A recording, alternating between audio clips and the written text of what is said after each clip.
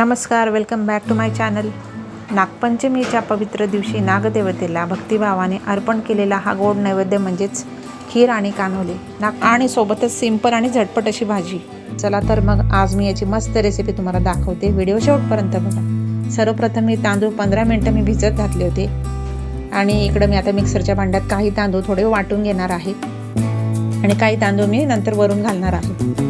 आणि इकडे केसर जी आहे ती दुधात मी 20 मिनिटं भिजत ठेवलेली आहे आणि इकडे अर्धा लिटर दूध मी तापवून घेतलेलं आहे। तर चला मग आपण खिरीला सुरुवात करूया। तर सर्वप्रथम मी एका कढईमध्ये 1 चमचा तूप घालून मी ड्रायफ्रुट्स थोडेसे मंद आचेवर भाजून घेणार आहे आणि त्यानंतर मग आता ह्या पातेल्यात या दुधामध्ये आपण जे ग्राइंड केलेलं जे तांदळाची पेस्ट आहे ती आपण दुधामध्ये टाकूयात आणि मिश्रण आता हे चांगलं व्यवस्थित मिक्स करायचं आहे आणि आता आपल्याला सतत हलवत राहायचं आहे कारण खीर खाली लागायला नको म्हणून। आणि अशा पद्धतीने सतत हलवत राहायचं आहे। आणि आता आपण जे वरून तांदूळ थोडेसे घालणार आहोत याने छान खीर बनते, मस्त मस्त लागते चव। अशी तुम्ही नक्की ट्राय करा। आता हिला व्यवस्थित चांगले बघा, आता जे आपण अख्खे तांदूळ टाकलेत ना ते बऱ्यापैकी छान शिजलेले आहेत आणि असं घट्टपणा येतो खीरला, छान टेस्ट पण छान लागते त्याची। त्यानंतर मग मी केसरचं दूध, ड्रायफ्रुट्स आणि 1 वाटी साखर मी घालून घेते आणि थोडंसं मी आता खीरमध्ये थोडंसं मीठ घालणार आहे। कुठल्याही गोड पदार्थामध्ये थोडंसं मीठ असलं ना तर ते चव आणखी छान लागते। चला तर इकडं मी कानोल्यांसाठी 1.5 वाटी मी गव्हाचं पीठ घेतले आणि त्यात मी थोडंसं मीठ चवीपुरता आणि तेल घालून मी आता कणिक मळून घेते। आता मी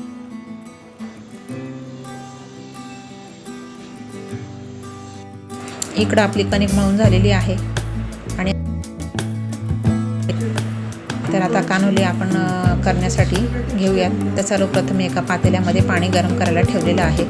पाण्याला छान उकळी आली आहे तर इकडं मी आता बारीक अशी म्हणजे पातळ चपाती लाटून घेणार आहे। तुम्ही जेवढं कानोल्यासाठी चपाती जेवढी पातळ लाटणार तेवढे ते कानोले छान लागतात चवीला आणि ते चिटकत नाहीत। तर आता हे बघा, अशा पद्धतीने बारीक अशी पातळ चपाती लाटून घेतली आहे आणि आता त्या चपातीला पूर्ण तेल असं मी सर्वीकडे तेल लावून घेणार आहे आणि त्यानंतर अशा पद्धतीने फोल्ड करून पुन्हा मी व्यवस्थित तेल लावून घेणार आहे। तुम्ही जेवढं छान तेल लावणार तेवढे ते कानोले असे एक एक लेअर दिसतील तुम्हाला। तर अशा पद्धतीने बघा ट्रायंगल आपले हे कानोले तयार झालेले आहेत। तर आता इतर कानोले मी करून घेते।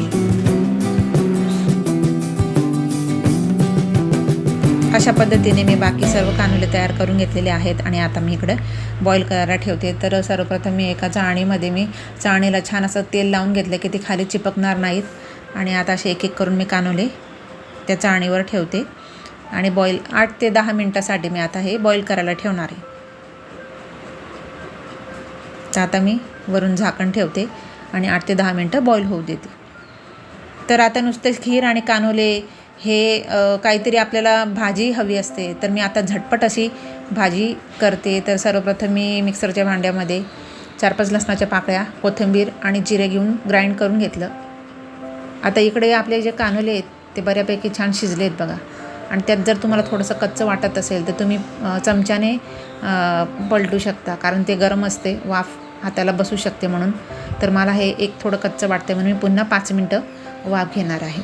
तर इकडं आता कढईमध्ये मी तेल गरम करत ठेवले आहे आणि आता तेल छान गरम झालं तर इकडं मोहरीचे फोडणी दिल्यानंतर मी आता जे वाटण केलं आहे ते मी आता इकडं घालून घेते। त्यानंतर त्याच्यावर थोडीशी हळद आणि धने जिरे पूड घालून घेते, मिक्स करून घेते छान आणि मस्त बॉईल आलूची भाजी करून घेते मी कारण आजच्या दिवशी काही चिरता येत नाही।